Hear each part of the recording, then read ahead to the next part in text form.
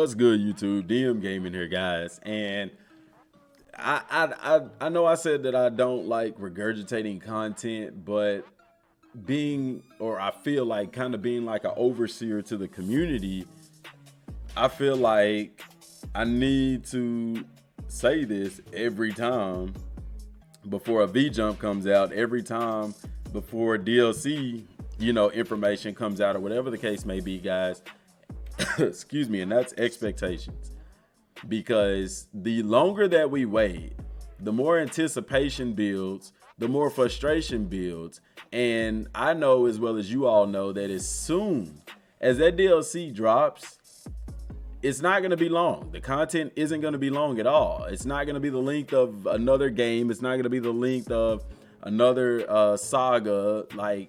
And I know people are going to complain about how short it is, despite the fact that we've waited so many months. And I'm just here on the Japanese page, guys, because why not? I mean, something for background sake. They haven't even updated this page or anything like that, but my golly, we know the past DLC, we didn't get it till like the 19th of March. The first DLC came in April. It's been a while, they haven't even updated the page with the content and stuff like that. So the thing is, guys, it's going to be short. The amount of time that we've waited for this DLC is not going to equate to the amount of content that we get in this DLC. The cards battle, when it comes, is going to be something that has some longevity to a certain degree, has some replayability, but a lot of y'all aren't excited about the cards game. Y'all want DLC, y'all want other stuff, and that's understandable. But you have to understand, I don't care, guys, that COVID doesn't, we did it. Over here in America, we doing stupid stuff over here. We are. I work at a school, guys. We should not be in school. Kids are catching it more and more as the school year progresses.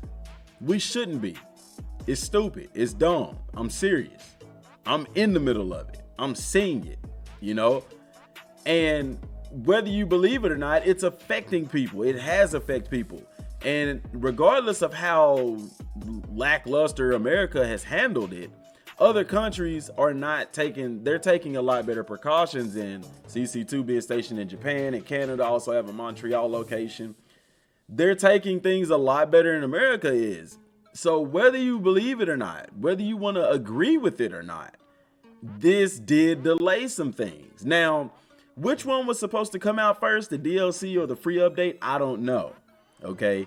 Did they plan on them coming out together at the same time? I doubt it. I don't think that they did. But I think that they're looking at the situation that's been going on. And I think that's what's possibly holding the DLC back, or the cards battle, the free update. One of them is holding the other one back because they want to release them around, if not at the same time. You get what I'm saying? Instead of just go ahead and releasing it, because there's a lot that goes into releasing content. It costs money to release content. So instead of releasing 2 individual contents, at this point, they're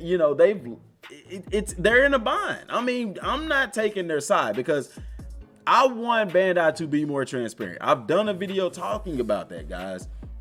But what I want to do, and I have to do, and I find myself doing this too much, is setting proper expectations for y'all, because I know how people are going to go into this thing, and I know how people are going to be upset, and I know how people are going to complain because, it's been months and this is all we got. You know why it's been as long as it's been. Be an adult for a change and act like you have some understanding. You get what I'm saying, guys? Be upset with them by all means for not telling us what's going on. Be upset with them by all means for them not relaying to us what to expect and things like that. But you cannot be upset at CyberConnect 2 because they are not the publisher. They are the developer. It's not their fault. They are doing what they are paid to do. Same way when you go to your job, you're doing what you are paid to do. You get what I'm saying? Now, if we support CC2 enough where they could be a standalone company like Rockstar and CD Projekt Red, where they, develop and publish their own content, then yeah, that would be on them. But them as a small developer, and they are a small developer, you know, they're at the mercy of the publisher. This is why games like why Bungie split from Activision, because the publisher has way too much control. You see what I'm saying? And the developers can't do all the things that they want to do because they're limited, because they don't own it. You see what I'm saying? So guys, no, it's going to be short. The DLC is not going to be as extensive as the wait was to get it. Okay, it's not going to be. Know this going in. You might as well start complaining now, because I guarantee you there's going to be people who are going to be complaining and furious. Oh, we waited for this and this and this and this and this. And I'm telling you, if you watch my videos, I don't see how you do that, because you should already have the proper mindset going in. You get what I'm saying? So be mindful of that, guys. Please, for the love of God. Bro, if you're going to complain, don't complain about CyberConnect 2. They're the developer. They don't have a say-so. And if they do, it's such a small say-so that it doesn't affect the game as far as you getting information and as far as you getting content. They do what they're paid to do when they're paid to do it. Okay? Now, DLC 1 was extremely short. DLC 2 was extremely short. To me, Bandai's plan with this DLC is what's hurting Kakarot, because, excuse me, they should have released DLC 1 and 2 together. They should have never released them separately. But I also don't believe that they intended for the window between the DLCs to be as long as it was. I mean, nobody expected COVID. You get what I'm saying? But yet and still, this is where we're at, guys. And guess what? As far as the content releasing, there's nothing that you can do about it. Boycotting Bandai Namco right now, it's not going to do anything. Why? Because if you've got DLC 1, that means you have the season pass, which means you've already paid your money, so they have it already. And you also already have the game, so they have it already. But can we be real for a second? Everybody that's complaining about the DLC and complaining about Bandai Namco, when the DLC comes out, you're going to be playing it. You're going to have fun with it for the short amount of time that it's there. Those y'all who don't like the cards battle, guess what? You're going to try it. You see what I'm saying? Bandai knows this. And they know that you're not going to boycott them.